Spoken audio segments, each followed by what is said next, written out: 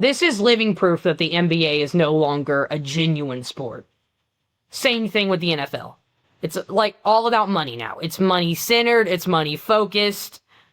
Sure, it's about the game of basketball, but there is now more than ever way more to it than that. And the Bam Adebayo game is absolute proof of that.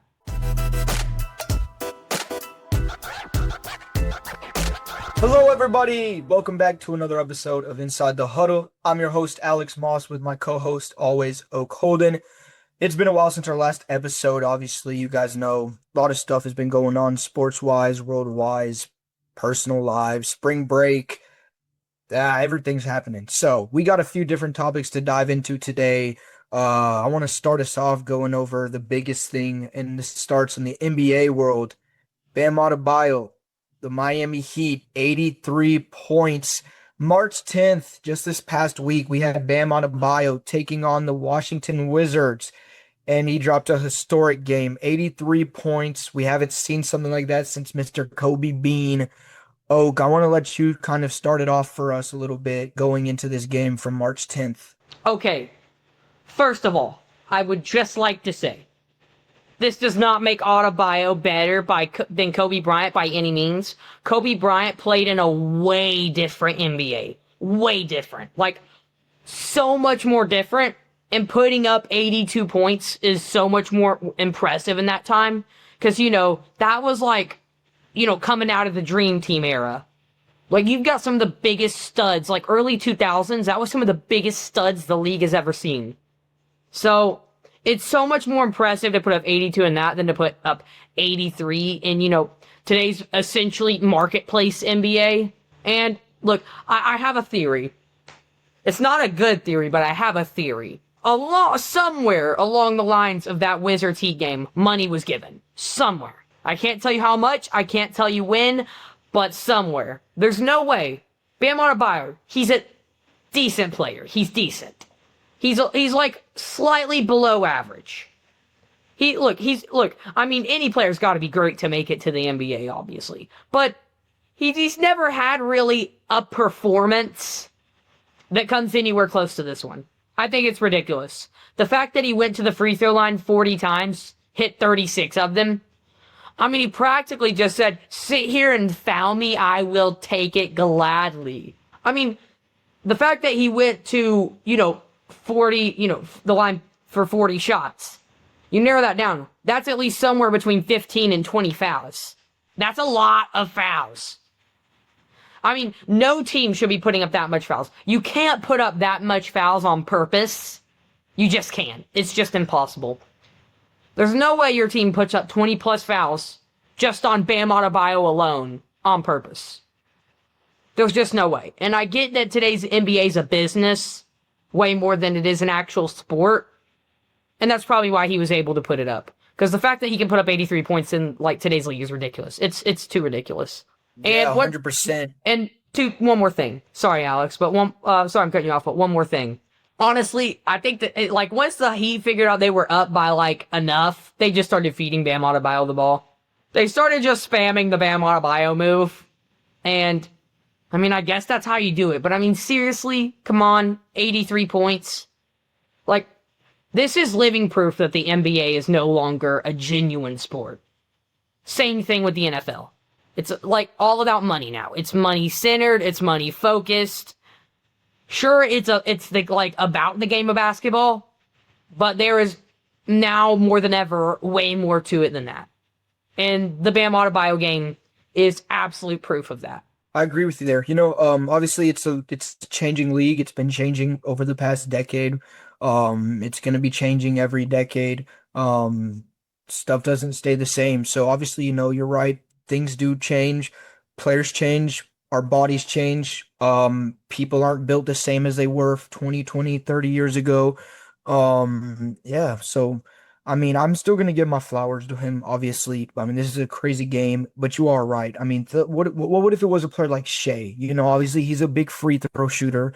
People talk about him shooting free throws all the time. What if it was him that got 83 points and it was all from it was all from free throws, people would still be hating. And I think that's just where we are. And the point of the game nowadays is people are making, how do you want to word this? People are making notable, my mind They're is making cooking me notable here. like business decisions. Like they're just with like, the way the players are going and the fans, they know it's becoming a business and they're just hating on the players. Like, I mean, Luka is probably the only player still in the safe zone. There is a safe zone of having great performances and not getting hate. Because I feel like there's a threshold, and once you cross that threshold, the fans know something is up. Like the Bam Adebayo game. Something obvious and something shady is going on there. No doubt. And, like Luka, 100%. he puts up, 30, 40, 50 points up a game. I mean, Lakers are winning some, but Luka Don is carrying that team single-handedly. I mean, that's a roster where you've got LeBron James and Austin Reeves, and yet Luka Don is doing all the work, like the grunt work. So, there is a threshold, but I think that's just like, it's ridiculous. It's just plain ridiculous. So, Yeah, 100%. I'm gonna get into something you're following. And I think a lot of people want to know about this too. Hopefully we can give them a little bit of advice. The March Madness brackets. The greatest form of almost betting in the history of college basketball. March Madness brackets. Y'all better be putting your brackets in. Hey, in the chat, I want to hear Instagram chats. I want to hear your sleeper picks, okay, Alex? So we're going to start right off. Who do you got? I know most people have already set their brackets. Some are still setting up, obviously. But who's your sleeper pick? Who's the obvious pick? And who's your wild card? Well, let's get down into it right now. Obviously, my sleeper pick, I'm gonna have to take this. I think people kind of have them on a high note already, and that's kind of, I want to put them on that high note with them, but I just can't do it knowing this team personally. And it's not these guys. It's gonna be my Wisconsin Badgers. I'm gonna put them as a sleeper pick. Be ready for them. We take on High Point week 1 against some guy. He's a 3-point shooter, just like Jack Golke from last year. I'm a little bit nervous about it. High Point, they've been talking a lot of smack, but I think we have what it takes to take them down. We've been shooting lights out crazy. Big Ten tournament, Austin Rapp just filed away from threes. And that is one of our scariest things about this Wisconsin basketball team is they like to shoot a lot of threes, and they kind of look like they expect every shot from the 3-point line they shoot to go in. And that's not always the smartest choice. You got some big men. You got to use the post. And I'm a little bit nervous to see what we got. We're going to have to take Arkansas next round if we do beat them, and they could beat Hawaii. That's my sleeper pick. My obvious choice, I want to say someone like Duke. You always have Duke in there. Michigan has been playing unstoppable, even though they did just lose to Purdue in the Big Ten championship. I was shocked by that. I will not lie to you. Well, Purdue, But look, you gotta tip your hats to Purdue. Michigan is an awesome team. That's their second, third loss? But, Purdue's a great team. Always been a great team. This doesn't surprise me, and I still think Michigan has got a really, really good shot at the title. Honestly, it just comes to a matter, I know they're on separate sides. It's just a matter if they can beat Duke. Honestly. Like, it's, hold on. It's Florida and Michigan. Yeah. Florida, Duke, Arizona, Michigan, and Virginia? Yeah, pretty sure. Arizona. Sorry, Arizona. Yep. Yeah. So, obviously, very stacked March Madness roster this year. Usually, there's that one dominant team that everybody knows is going to win. It's usually Duke. This year, though, it's interesting. We got some wild cards in the mix. Michigan, first of all, not really, always been a big-time team. They kind of came up out of nowhere. They're just like, hey, we here. Last year, they were decent. So, it's crazy. We finally got some wild cards in the mix. Obviously, Arizona firing at all cylinders. Florida taking a big loss to Vanderbilt. That was huge for them because they were just... I will not lie, I was pretty shocked by that. I have some friends who are Florida fans, and they were just ready to... I have one friend that's a Florida fan that is excited that they lost because they get an off break, And then I've got some that are just blown away by it. And, I think that's the losses that are going to kill them. Like, if Florida does that again, it is game over. 2P, gone, away, forget about it. There's nothing you can do. Nope, if you play another game like that, you are cooked. So, like, Michigan's made the least amount of mistakes this year. And only when they've lost to good quality teams. And back with the Wisconsin Badgers thing, okay. I want to get to my sleeper pick. They've lost to the Badgers. Sleeper pick. Here we go. Honestly, it's not necessarily going to be a team that's going to win a bunch. But if they're on, they're going to be a hard team to play. And that's my Tennessee Volunteers. Are we a great team? No, not really. Is Nate Ament carrying us with 30 points a game? Precisely. If Gillespie's bricking threes, then the team is horrible. So, Tennessee's a very lopsided team. They're probably the most on and off team. As far as inconsistency goes, they're at the top of the ladder. So, I mean, I guess it just depends what version of Tennessee you're going to get in March Madness. And you know better than anyone. In March Madness, anything can happen, man. I mean, Tennessee comes out there, round one plays, some trash team or a really good team. And if they get the bad version, they're losing. But if they get the really good version, I mean, they could make, probably another Sweet 16 run. I'm not expecting them by any means to get to the Elite Eight. Final Fours in another universe. I don't expect Tennessee to do anything by any means, but they'll give you a run for your money. If you get the good version of Tennessee, they will give you a run for your money for sure. And Nate Ament is no joke. Yeah, building on that. You would like to see it 100%. They really do have a hard conference, or a really hard bracket, let me say, in the Midwest with teams like Virginia, Kentucky, Iowa State. Those are just a few of the teams they have to play if they make it. I mean, Virginia will be the first team they have to see if they make it past the first round. I'd say that's going to be a pretty hard battle. And even if they win that, it's either going to be Kentucky, Iowa State. And even if they can do all that, they later have to see Alabama or Michigan, perchance, or even Texas Tech. They do have a very hard road to fight, but if they can play strong and Nate Ament keeps up hard for the team, I could see them doing something, but I just don't see a very long run in the unfortunate future for You them. don't, I don't, nobody does. I mean, let's just be honest with ourselves. Nobody expects Tennessee to do anything in March Madness. I mean, obviously anything's possible. I'd be satisfied if they can just give a team like Michigan or, Virginia a run for their money and can't come within like 5 points. I'd be satisfied because we can build on that to next year. But, looking at the future of Tennessee basketball, I don't see Nate Ament in it. I think he's a smart guy, obviously. He's a smart kid. He's a good kid. Unbelievable basketball talent. I mean, he could be top 5, draft picks down the road. He could leave for the draft this year and just be fine. Like, he could easily be a first rounder. He's got unbelievable talent. But if he chooses to stay at college, I don't think it'll be at Tennessee. Because he's carrying Tennessee. And I don't think he wants to be on a team where he takes that kind of load. He's going to go to a team like, a serious team. He's going to go to a serious basketball program where there's going to be players around him that make him better. And he's going to become one of the most unbelievable talents of, this generation. For sure. Nate Ament just has that skill. I mean, at Tennessee, I'm seeing shades of, Dalton Knecht.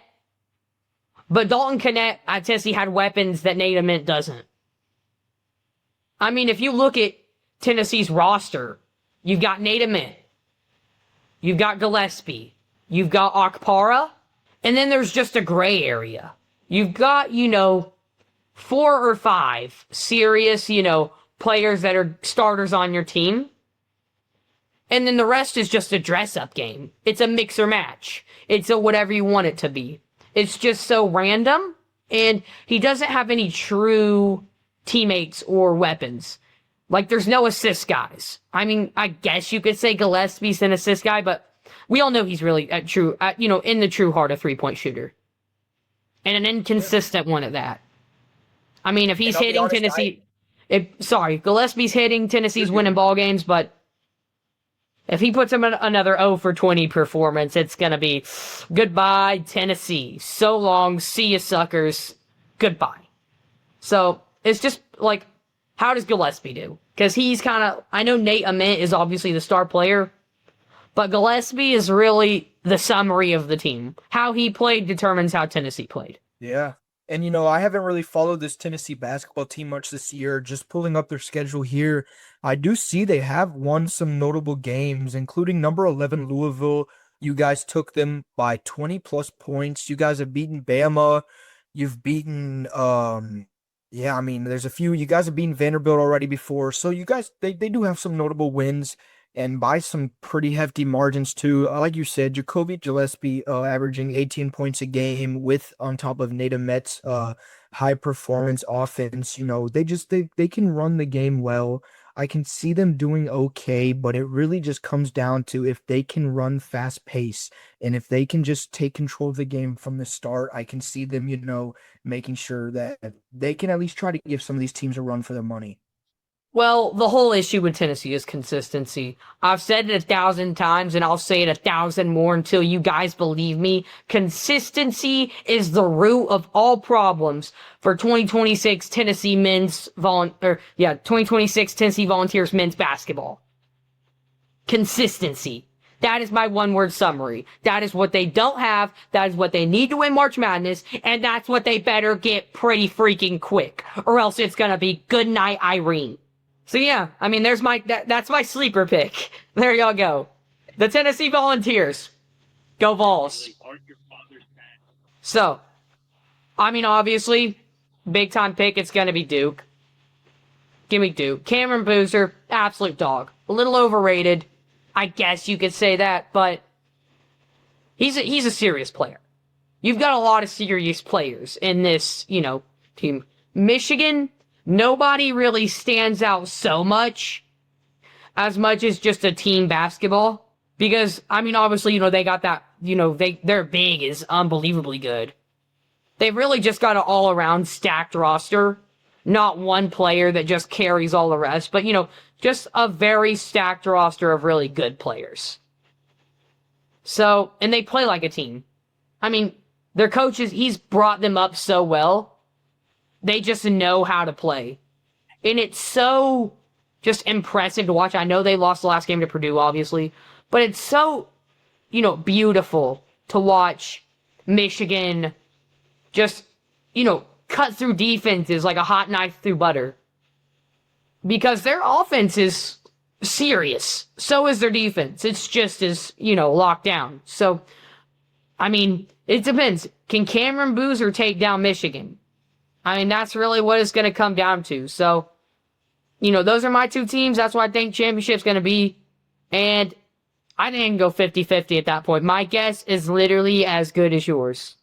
Yeah, it's going to be, that's why they call it March Madness. Anything can happen. Obviously, it's going to be a wild sequence. We're going to keep you guys updated throughout it. So make sure you guys keep staying tuned to it. We got a lot to cover throughout this month of March to finish out. We got NBA playoffs coming up soon. There's about a month left in the NBA. We got the whole tournament to cover throughout. We got a lot to give you guys. So we're going to stay committed to make sure you guys keep getting a lot from us. I hope you guys enjoyed this episode. I'm your host, Alex Maas, with my number one, Oak Holden. We got a lot to cover coming forward, so stay on the lookout. Thanks for listening. Inside the Huddle, out.